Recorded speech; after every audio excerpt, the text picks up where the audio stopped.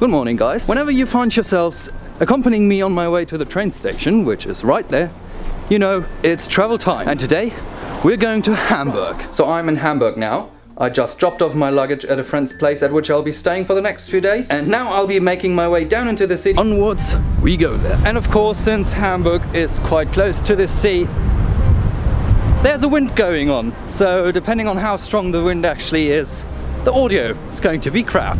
So here we are, this is Hamburg, well, Hamburg City Hall, and it started raining. A more light drizzle than actual rain. So I'll now just walk around the city a little bit. In case you didn't know, Hamburg is quite a waterbound city. Not only do they have Germany's biggest harbour, which incidentally also is Europe's third biggest harbour, but they also have more bridges than Venice and Amsterdam combined. And that is where the battery cut out yesterday. However, they're all recharged today. So let's have attempt number 2 and explore Hamburg with a little bit of movie magic. And we are now here in the harbour of Hamburg, right here in the beautiful HabourCity, which is one of the biggest building projects in Europe at the moment, where they're currently building basically a new city in what used to be the harbour. And here we have one of the most modern bridges in Hamburg. However, we're going to see a lot more of them today. This in the background right there is the new university, the HabourCity University, which is only a very small part of this gigantic project, which eventually will include building 6,000 flats for approximately 12,000 people and creating office spaces for up to 45,000 people. So they're basically just building a new city right next to Hamburg, and the size of the HabourCity will increase Hamburg's area by about 40%. The thing which I think is quite extraordinary about this project is that it is a massive project, not only in financial terms but also in time terms. The planning for this project started quite a while ago, and I'm actually not quite aware when exactly it did, but 10 years at least it has been around, and it is supposed to go at least another 10 years until this area is finally finished. And in days like these, having a project which runs for a quarter of a century, in my eyes is quite a progressive thing, because let's be honest, creating a new city like this, right next to an old city, reusing space, in my eyes is what we really need to do to develop our cities. So, big thumbs up from me. And by the way, we're just crossing yet another bridge. And another brilliant thing the Hamburg HabourCity managed to do is merge new buildings in style with old buildings. It's like we have the old brickstone buildings, and then we have the new buildings which emulate the brickstone or even are brickstone themselves. And then of course we have the high-rise tower over there. However, in the color and in the style, it somehow still matches all. And that, in my eyes, is a very nice thing for a city to do, matching new and old. And this is another part of Hamburg, a little bit more historic. This is the warehouse district, the magazine district. As you can see, we got the channels there.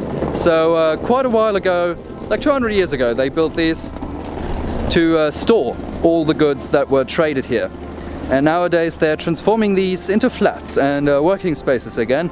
And it all is part of this massive rebuilding of the Hamburg harbour area. And of course we have bridges underneath bridges. And due to its historic value, this area of course is UNESCO World Heritage Site. And of course, more bridges. Not only is the entire project of the HabourCity extremely progressive, but also individual buildings can excel in artistic value and do break loose of these modern glass and concrete skyscrapers, which is very pleasant to look at, and I believe to live in as well. However, of course, as with everything, there is a downside to the entire project, and that would be this one.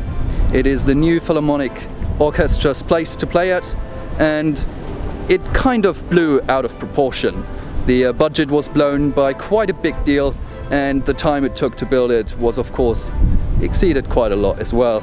So that is kind of the downside to the entire thing. However, now it appears to be finished, and I guess then soon would be used. We're now going to embark on a ferry and have a small ride down the harbour, and of course we're going to have a little different view upon the city.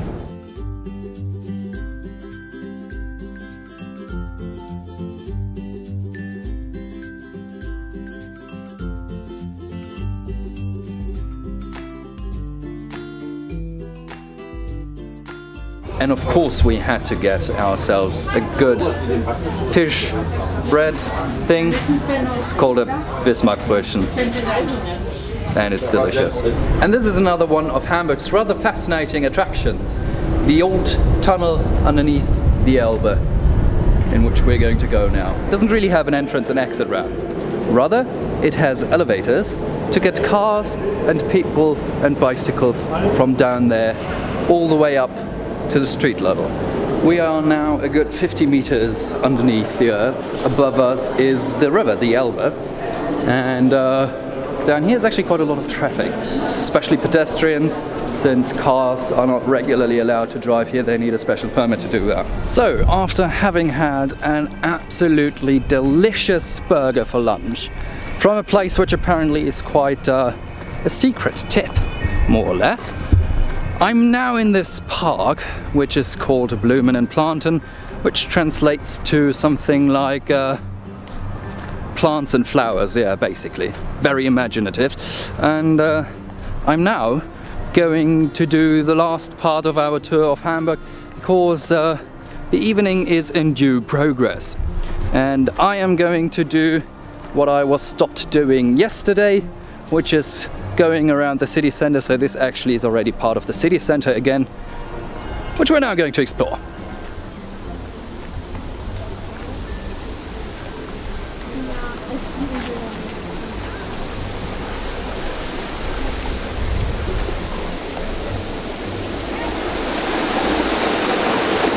And we're back pretty much at the point where my batteries died on me yesterday, and it looks like the next one is going to die soon.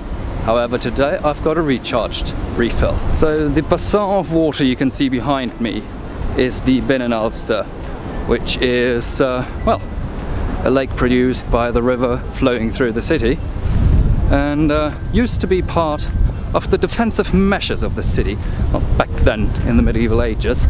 These days it is a leisure area actually. Plenty of walkways around, park in the background you can see, and shopping malls. So I hope you enjoyed this little trip to Hamburg, because incidentally this is the end. It is getting rather late. I'm going to go home now, and tomorrow morning, way too early in the morning, I'm going to catch my train back home. So this is it. I hope you liked it, and until next time, stay safe and see you soon. Because it is the headquarters of the sowas kriege ich auch immer mal wieder.